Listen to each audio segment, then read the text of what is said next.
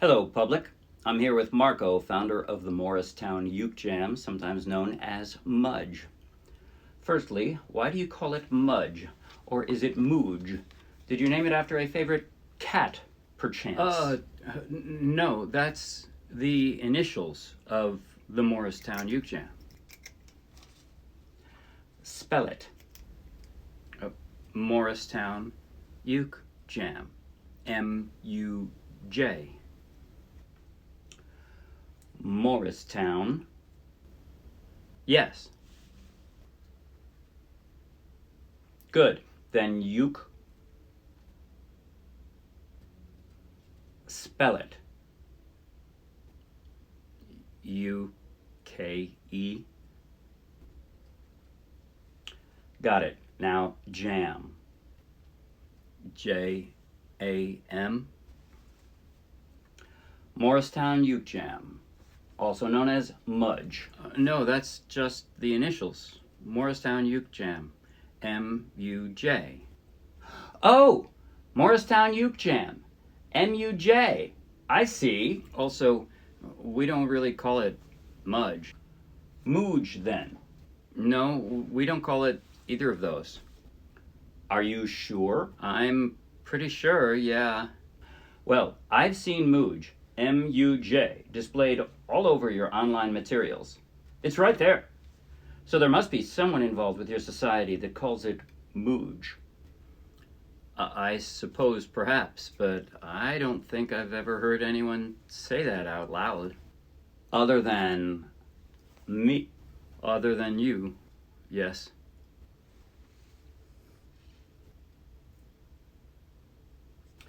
So, we're talking about Morristown, New Jersey, correct? Yes. And you live and work in Morristown? No, neither actually. Were you born there? What exactly is your family connection? I don't have any. So who named this group? Well, I did. Just to confuse people? No, I wanted the group to be associated with Morristown.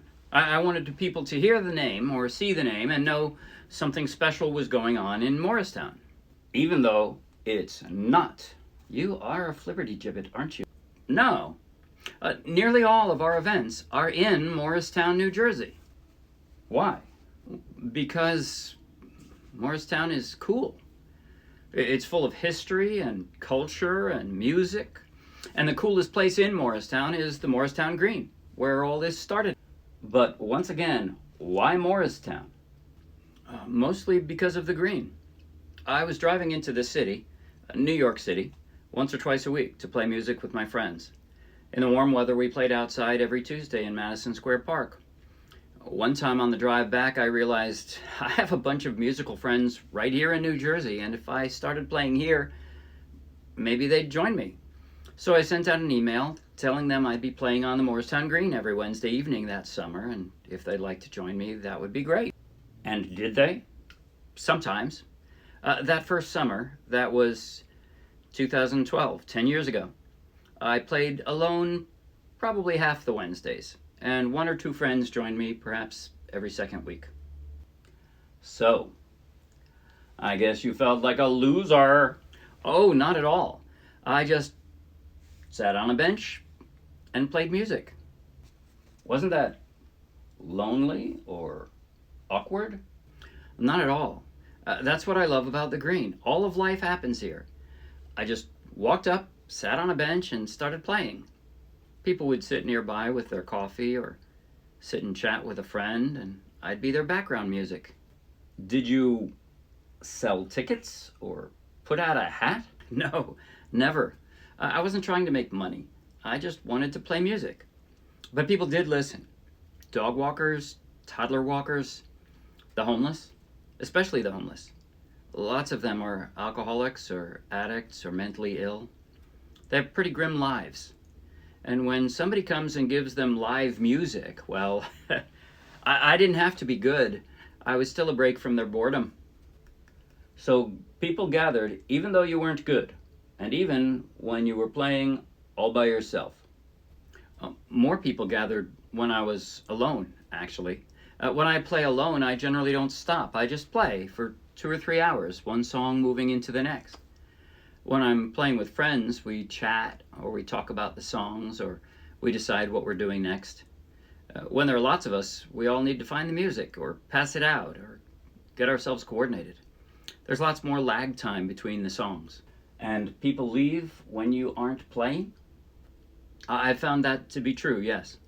That's why when we play now, we'll play anything anybody brings. But when we have people listening, we try to spend most of our time playing. What I said before about the homeless, bringing them a bright spot, all that good stuff only happens while we're playing music, so we try to play lots of it. That's pretty much our only guideline, other than the universal laws. The laws of the universe?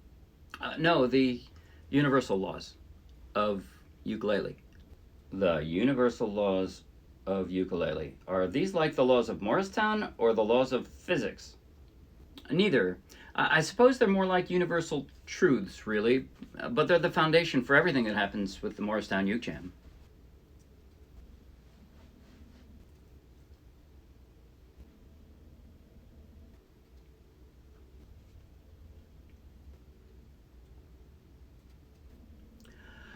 Okay, I made them up, but as far as truths go, these are about as universal as I've seen. We'll see about that, mister. So, the first universal law of ukulele. What is it? Have fun. I am having fun. This is me having fun. I'm just more serious about my fun than most people. No, that's the first universal law of ukulele. Have fun. If you're not having fun, you're doing it wrong. Select few humans will actually make decent money playing ukulele. The rest of us play for fun. So make sure you get the fun you're playing for. If you're not having fun, you're doing it wrong. Fair enough.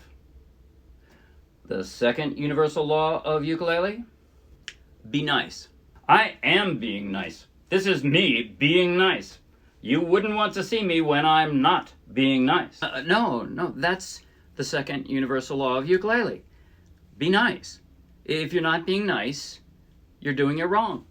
If you're trying to be cool, or you want to be an asshole, or an arrogant jerk, you might be able to get away with that playing leads on electric guitar. Maybe, if you're good enough. But nobody chooses to play ukulele in order to be a big shot. So if you're not being nice, you're doing it wrong. That follows. What's the third universal law of ukulele? Oh, there isn't one. 2 laws are enough. There is a first corollary, though. Oh? This is ukulele. There's no obligation in ukulele. What in Nancy Neverminder's name does that even mean? I occasionally hear people say, I should practice more, or I should take lessons. I should come more prepared, or even, I should come more often. You don't want people to come more often? That's right. I mean, I love seeing my friends, and I love playing with them, but if they have something even better to do, great. And if your life is so packed with wonderful things that you come unprepared, great. This is ukulele. Unless you're getting paid for a performance, you should play exactly what you want to when you want to. There's no obligation in ukulele. In fact, I disabled the RSVP option on Meetup for our weekly Wednesday jams on the green.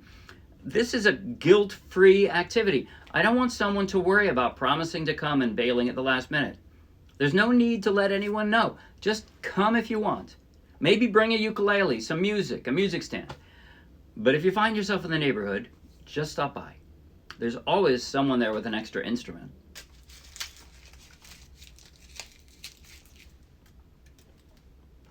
Oh, you're done. Finally. All right, that's enough laws and truths. Tell me again about this green. When did Morristown become biased against the other colors? No, it's just a park. It's called the Green because it's green. And what exactly do you do on this green? Well, mostly we just show up there on Wednesday evenings in the warm months. We bring instruments and music stands and whatever music we want to play. And then you play? Yeah, for 3 or 4 hours. And who plans what you're going to play? Nobody. Really. We do have monthly meetups that are more organized, but for our weekly jams, the main rule is that there aren't any rules, and not much even in the way of guidelines. We're guided by the universal laws of ukulele, of course, but other than that, we do exactly what we want each time we meet. That said, there are some things that frequently occur. Go on. Folks bring songs to play with us. We crowd around a single copy or 2 or 3 and we play along. Or for easy songs, we say, the chords are C, F, and G, and we wing it. Okay. Also, folks bring songs to play for us. We encourage each other to play for us whatever they're working on, even if it isn't ready for prime time. Sounds very tolerant of you. Yeah, I guess. Also, we help beginners with starter songs. If there are beginners who aren't able to play much, or at all, we'll make sure we play some songs they can handle. And what do you do if other people come? People who are not ukulele people. We loan them a ukulele and teach them to play. Unless they bring another instrument, of course. I mean, sure, we're ukulele people, but we play well with others. All instruments and vocalists are welcome, so it's a treat when we have people join us on guitar, mandolin, harmonica, triangle, whatever. But still, wouldn't you prefer to play somewhere more private? Oh gosh, no. There's something very special about playing in public. And it's been central to the Morristown Uke Jam right back to those early days on the green. I mean, think about this. We provide free music to the public, bringing a bright spot to their day. Really? Really. Plus, we provide entertainment for the dreadfully boring lives of the homeless. And we meet new friends, ukulele players, player wannabes, other instrumentalists, and music lovers. Really? Yeah. Plus, we give ourselves the least threatening performance experience possible. If you play in public regularly, you'll find open mics much, much less scary. And we learn new playing techniques from others. Truly? And we learn new songs, including some we'd never hear otherwise. And we challenge ourselves to play our own favorites more fluently, since we want listeners to love them as much as we do. And we find ourselves challenged to learn popular songs we don't know as listeners request them. Wow. It really is a wow thing. It opens us up to a whole world of new fun experiences. It sounds really worthwhile. It is. Come out and play with us if you want. We'll teach you. Surely not. I certainly have better things to do with my time than to start learning something worthwhile. Well, I think that's plenty for today. Join us next episode when we'll discuss how the Morristown Uke Jam is affected by the cycles of the moon.